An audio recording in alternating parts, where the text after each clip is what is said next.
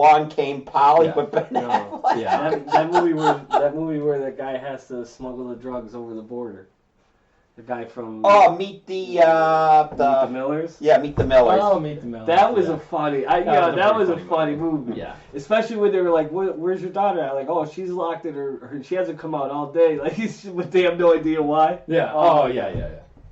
Good movie. Good That movie. was a pretty good movie. but anyway, I digress. But it didn't kill at the box office. No. Like it didn't break the bank for anybody to go see. I think. But here's the thing: she's an A-list actor who's talking about something that is way past her pay scale, and because she didn't get chosen to be in there, like Professional jealousy. I think it's professional jealousy. Like you never seen Angelina Jolie or anybody come out like that. Do you know why? She's gonna be in the next Avengers, or not Avengers movie, but the Eternals movie. Yes, she's going to be in the Eternals movie. Yeah, but what I think Anybody is, who's big is going to be in the Marvel universe. yeah, but what I think an idea is the fact that like you gotta push the envelope. Of Like course. like that's the problem I think that they have. You know, like as much as you know they didn't word it the right way. Let's just say like things go in fads. Yeah. You know, like when you talk about it, like what got people to the movie theaters to begin with?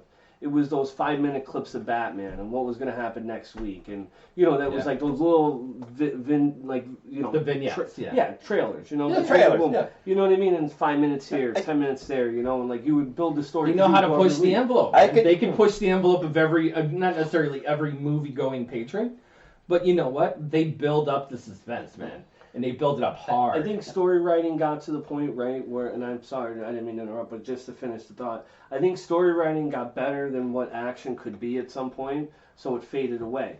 So then you had your westerns, then you had your action movies, then your action movies morphed into your superhero movies, and now, like, you have a whole generation of people out there that want to find that next Crash, next, the movie with Ben Affleck and Matt Damon, with Robin Williams when he's the professor, like that. That's just a great Good Will Hunting. Good Will Hunting. You know, like people want to find that next, like, there was a moment or time where superheroes couldn't transition from the 80s to the 90s, and the Terminators and the Jason Bourne movies with the action and the fighting and all this other stuff started to tie together where it was like boom, like, you know, it just like became a perfect storm, and like the pendulum will swing again, but for right now the ball is inside superheroes court. Like they have to lose it. Marvel has to mess up. I agree. For it to go back. You know what I'm saying?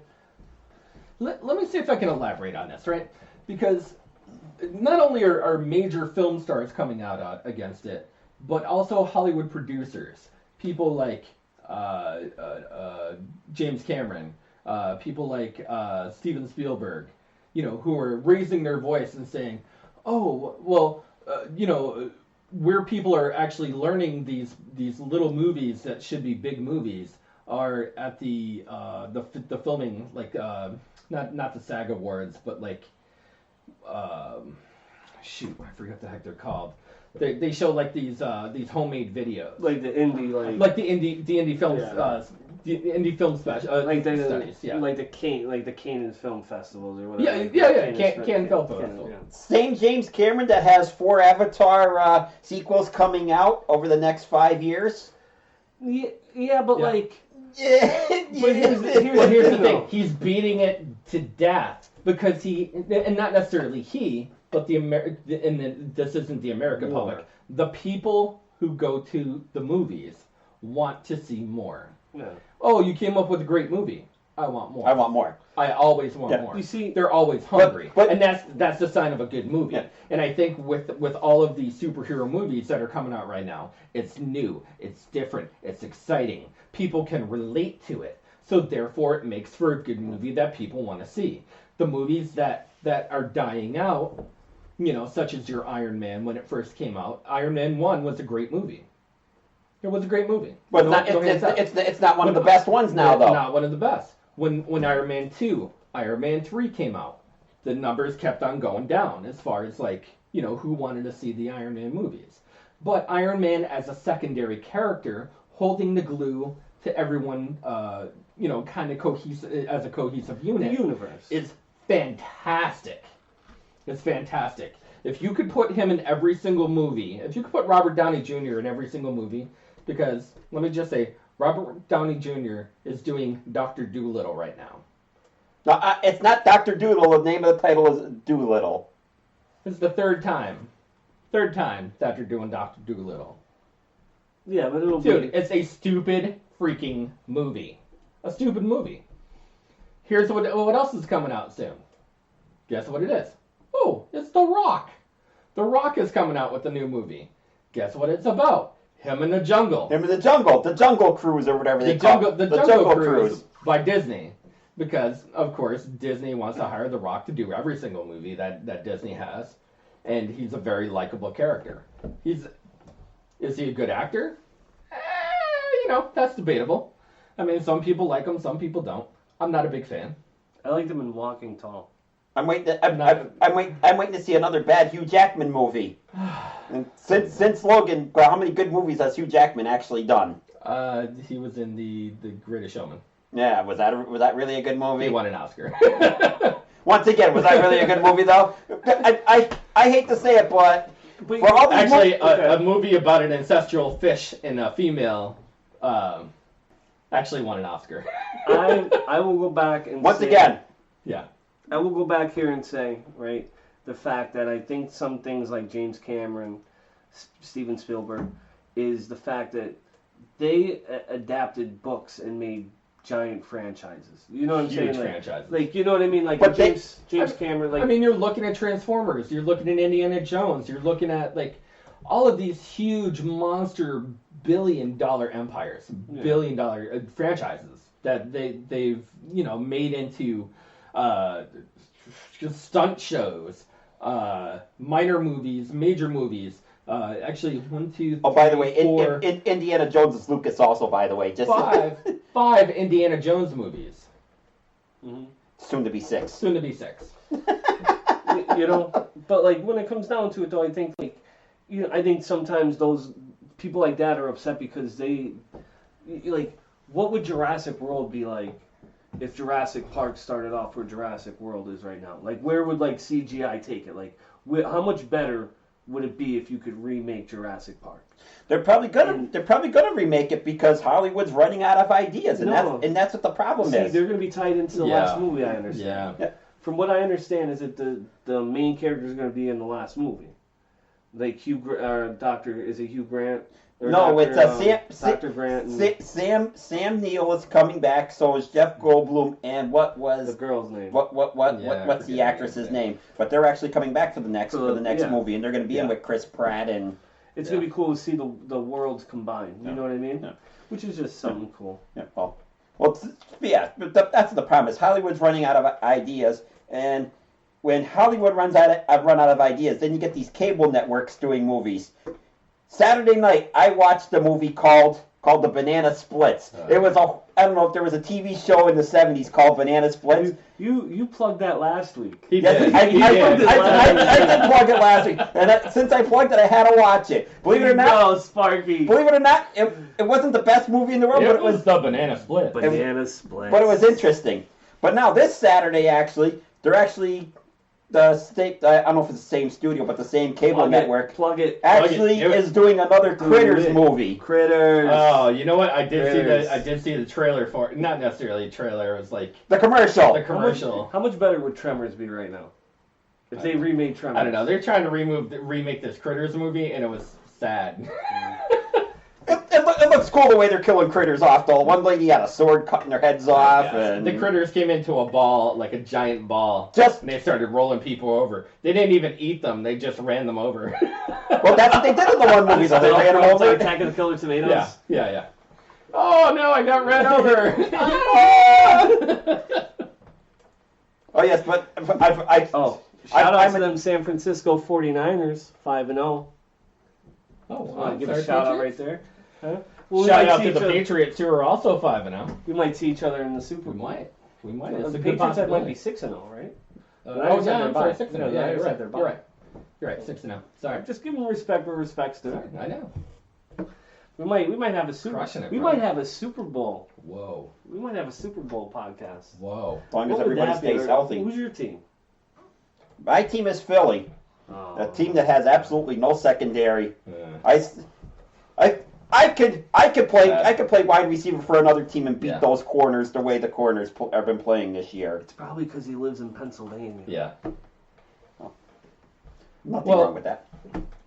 Let's cut into our last topic, and shout out to Remsky for giving some real credit to the fact that you could kiss your sister at a Star Wars themed wedding. Shout out to my man. Keeping it real. Yeah, for real. And I want to see some more of that Remsky show, and again, episode 2. Let me know. Hit me up. Shout out to Mike Kaz talk too. About the presidential candidates. Yeah, that's what I'm gonna do. Okay. Shout out to Mike Kaz. Yeah, shout out to Mike Kaz, and he's actually going to be my segue into the next thing. If you had to, and this is what I put on the Podguyz Podcast. If you go on the Podguyz Podcast Facebook page, I brought up a question, and it was if you had to choose the next president of the United States of America for 2020, with any real or mythical character in any movie or TV, who would you choose? So I brought up a couple different examples. I was like Darth Vader, Palpatine, Hopper from Stranger Things, Dwayne "The Rock" Johnson, Terry Crews when he was the president in I forget the name of the movie, but Idiocracy. When he was in Idiocracy, or I said insert or your favorite, insert your favorite candidate, and I thought it was pretty interesting. Like, a lot of people say Thanos. Shout out to Jared. Bad guy? Yeah. Wow, good. Shout out to Jared for that one. Yeah, shout out to Jared. If you guys need to look at the Assist Sports Podcast. He's doing his thing. Big shout out. Him and his kid right there have a real good show going on. Great show. Yeah, really. Shout out. Jared picks out Thanos. You want to know who I want? Right, just off the top of my head, right, when you said presidents, right, fictitious characters, the one that pops into my mind is the guy from Independence Day. Because he's been through some stuff. Oh. Like, he's been through some stuff. Is Bill Pullman. Bill Pullman is a great character choice as president. Like that's I'm ready. Yeah. Like, that guy wants me to learn how to drive a tank tomorrow. Like, I'm ready because he was at the end of the world. Like, they came, they blew up the White House. Like, that's my dude. Like, did you know he based his character off Rudy Giuliani? Did he really? Yeah. Wow. During 9/11, probably. Is he? Yeah. During 9/11. Is he? Yeah. Yep. I could see, Yeah, but, that's crazy. Man, could you imagine? That's my guy. If I had, just off the top of my head, pops up, I think that guy. Spark, how about you? Michael Douglas, actually. The guy from Wall Street?